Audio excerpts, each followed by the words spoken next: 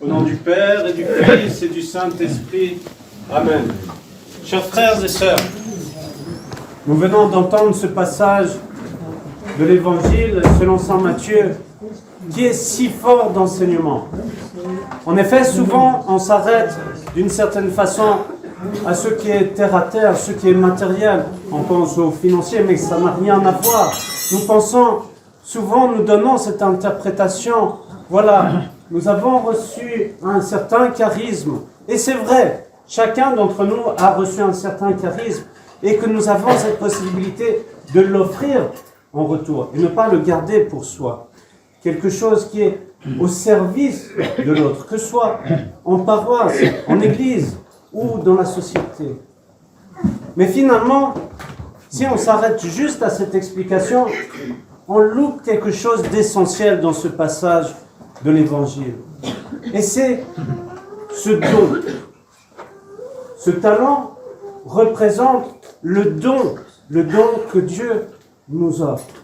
Et qu'est-ce que nous faisons à travers ce don qui nous a été offert? Le premier des dons que nous avons reçus, c'est celui du baptême. Nous avons reçu cette si grande grâce, cette si grande miséricorde qui est le baptême. Qu'est-ce que nous faisons de ce baptême que nous avons reçu? Est-ce que nous le vivons complètement, ce baptême? Est-ce que nous essayons de faire fructifier ce baptême que nous avons reçu, cette grâce du baptême? Et voilà d'autres talents que nous recevons. Ces talents, ces dons du Saint-Esprit. Ça nous arrive pendant notre vie spirituelle d'avoir cet appel. Ah, j'ai envie de prendre ce temps et de prier. Et tout de suite, il y a cette tentation qui dit « Oh non, j'ai peut-être mieux à faire. J'ai une émission de radio à écouter, une émission de télévision à regarder. » Et alors on se détourne. Et c'est cela que l'Évangile nous met en garde. Voilà, nous avons cet appel. Ou, un autre exemple, nous voyons quelqu'un qui est en train de demander de l'argent. On se dit, oui, on va aider cette personne. Et d'un coup, on se dit, ben non, mais il a autre chose, il va recevoir de l'argent, je vais utiliser pour autre chose. Et c'est ça que cet évangile nous montre. C'est que nous avons souvent des appels. Et on sait qu'on a reçu ces appels de Dieu. Et qu'on se détourne de cela. Et donc, ces dons que nous recevons, nous les enterrons. Et c'est pour cela que cet évangile nous met en garde. Faites attention, faites attention. Et là, ce dernier verset de l'évangile qui nous met en garde que, voilà, quel est l'essentiel de ce que nous faisons ici et maintenant? Et souvent, on met une certaine priorité de ce monde. Nous nous disons, ah, ça va me faire du bien, ça va me consoler. Mais en fait, ces choses qui nous consolent du monde est quelque chose, oui, peut-être que ça nous fait du bien à un certain moment. Voilà, de faire la fête, de faire ci, de faire ça. Mais c'est une consolation d'une certaine façon qui est très, très courte. Par contre, si on arrive à se tourner justement vers l'essentiel, vers tout ce qui est spirituel, parce que nous savons que notre vie, en un clin d'œil, cette vie passe.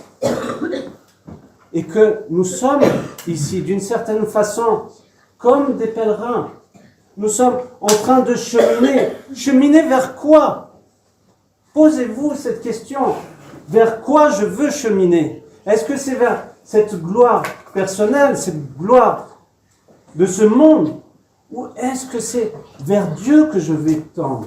Et c'est ça que finalement nous avons à essayer de travailler dans notre âme, de travailler dans notre cœur. Vous savez, ce n'est pas réservé à des élites. Bien sûr qu'il y a, comme nous le voyons, des saints comme Saint Jean Chrysostome, Saint Basile le Grand. On se dit, mais c'est extraordinaire. Et ils ont réussi à justement utiliser ces talents, utiliser ces dons qu'ils avaient reçus en grand nombre.